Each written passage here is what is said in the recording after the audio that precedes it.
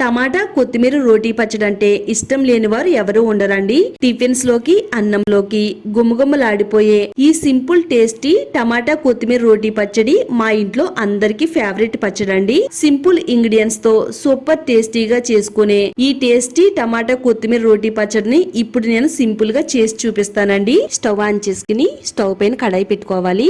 ఒక 2 టేబుల్ స్పూన్లు ఆయిల్ వేసుకోవాలి. ఒక 2 టేబుల్ స్పూన్ల వరకు పల్లీలు వేసుకోవాలండి. స్టవ్ మీడియం ఫ్లేమ్ లో పెట్టుకుని వీటిని సగం వేయించుకోవాలి. ఇలా పల్లీలు సగం వేగిన తర్వాత మీరు తినే కారాన్ని బట్టి పచ్చిమిరపకాయలు వేసుకోవాలండి.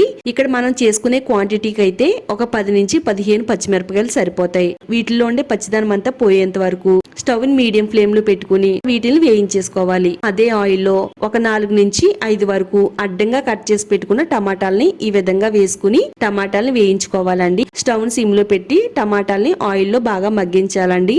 కొద్దిగా చింతపండుని వేసుకుందామండి. మూత పెట్టి టమాటాలని చింతపండుని కొద్దిసేపు మగ్గించాలి.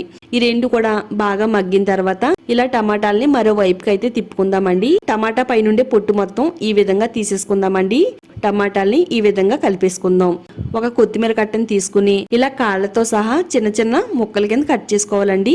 స్టవ్ మీడియం ఫ్లేమ్ లో పెట్టుకుంటూ కొత్తిమీర తరుగులోనే పచ్చిదనం అంతా పోయేంత వరకు వేయించాలండి. ఇలా స్టవ్ పైన మూత పెట్టుకుని ఒక 2-3 నిమిషాల పాటు వేయించేసుకుంటే చక్కగా కొత్తిమీర కూడా వేగిపోతుంది.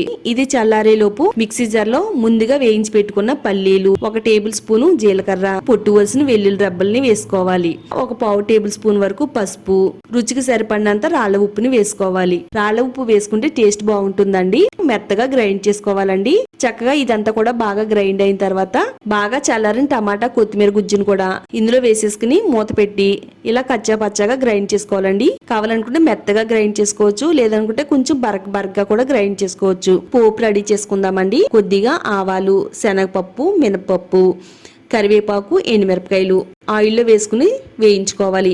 ఒక 1/2 టేబుల్ స్పూన్ వరకు ఇంగు వేసుకుందామండి. ఇప్పుడు మనం గ్రైండ్ చేసి పెట్టుకున్న పచ్చడిని ఈ తాలింపులో వేసేసుకోవాలండి. ఈ తాలింపులో కలిసేటట్టుగా చక్కగా మనం గరిటతో ఇలా కలుపుతూ ఉంటే తాలింపు పచ్చడి అంతా కూడా బాగా కలుస్తుందండి.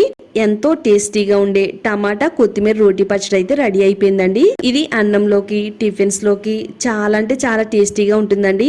ఈ పచ్చడి అయితే మా ఇంట్లో వాళ్ళందరి ఫేవరెట్ అండి. వీడియో లైక్ చేయండి, తప్పకుండా సబ్స్క్రైబ్ చేసుకోండి.